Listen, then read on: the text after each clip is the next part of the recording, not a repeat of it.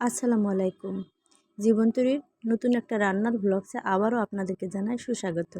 কেমন আছেন সবাই? আশা করি সবাই ভালো আছেন। আলহামদুলিল্লাহ আমিও ভালো আছি। এতক্ষণ ক্যাপশন দেখে নিশ্চয়ই বুঝতে পেরেছেন আমি আপনাদের জন্য আজকে কী আয়োজন নিয়ে এসেছি। আজকে এসেছি আপনাদের জন্যে নিহারির আয়োজন নিয়ে।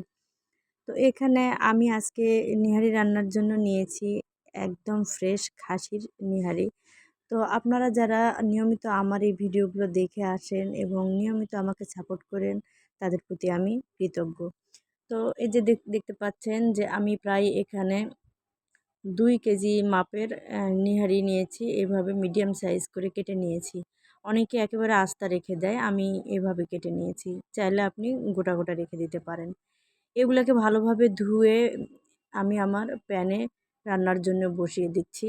এখন আমি এতে আস্তে আস্তে মশলা যেমন তেজপাতা, এলাচ, দালচিনি, তারপরে লং, গোলমরিচ, আর রসুনের পেস্ট, আদার পেস্ট, তারপরে হচ্ছে আম এ জিরার পেস্ট। আপনারা চাইলে এগুলো কিন্তু আদা বাটা আদা মানে থেতো থেতো করেও দিতে পারেন।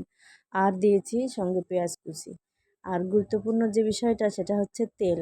যেহেতু অনেকেই এটা হেলদি সোর্সে খেয়ে থাকে, তাই চাইলে আপনারা তেলটা এখানে কমও ইউজ করতে পারেন।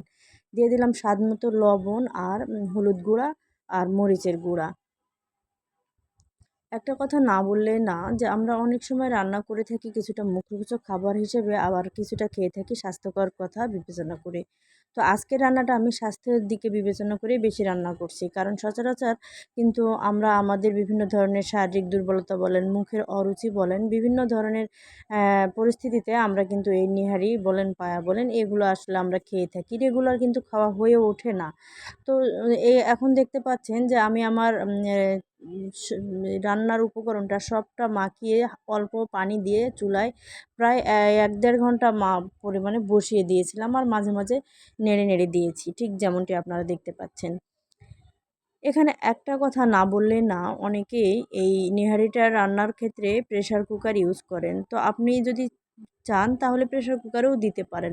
আমি এখানে প্রেশার কুকার দেইনি। আর নেহারি রান্নার ক্ষেত্রে যে গুরুত্বপূর্ণ বিষয় সেটা হচ্ছে যে আ এখানে আমি ২ বারে রান্নাটা কমপ্লিট করব। ফার্স্ট স্টেজে আমি নেহারিগুলোকে খুব ভালোভাবে কুক করে নিয়েছি, যেন খুব সুন্দর একদম সেদ্ধ সেদ্ধ হয়ে যায়। তারপরে এটাকে খুব ভালোভাবে নেড়ে চেড়ে কষিয়ে আবার আমি ফুটানো গরম পানি অ্যাড করে ঝোল দিয়েছি। অনেকেই কিন্তু পায়া রান্না করেন, তবে পায়া রান্নার নিহারি রান্নার ক্ষেত্রে পার্থক্যটা এটুকুই হচ্ছে যে গরুর পায়া রান্না করার সময় আমরা সম্পূর্ণ কিছুই একসঙ্গে দিয়ে বসিয়ে দিই। কিন্তু খাসির ক্ষেত্রে, যেহেতু খাসির পায়ার ক্ষেত্রে একটু একটা ভ্যাপসা গন্ধের ব্যাপার আছে, তাই আমার মনে হয় যে এটা কষিয়ে ২ ধাপে রান্নাটাই বেটার হয়। এখন দেখতে পাচ্ছেন যে এই নিহারি রান্নার ক্ষেত্রে, বিশেষ করে খাসির নিহারির ক্ষেত্রে যে গুরুত্বপূর্ণ বিষয়টা হচ্ছে সেটা হচ্ছে এই যে ফোড়ন দেওয়া। অনেকেই বলবেন যে নিহারিতে ফোড়ন দেওয়ার দরকার নাই। তারপরেও আমি বলবো যে যাদের একটু খাসির মাংস বা খাসির পা নেহারি খেতে একটু গন্ধ বা একটা কেমন জানি ভাব মনে হয়, তাদের ক্ষেত্রে এটা জরুরি।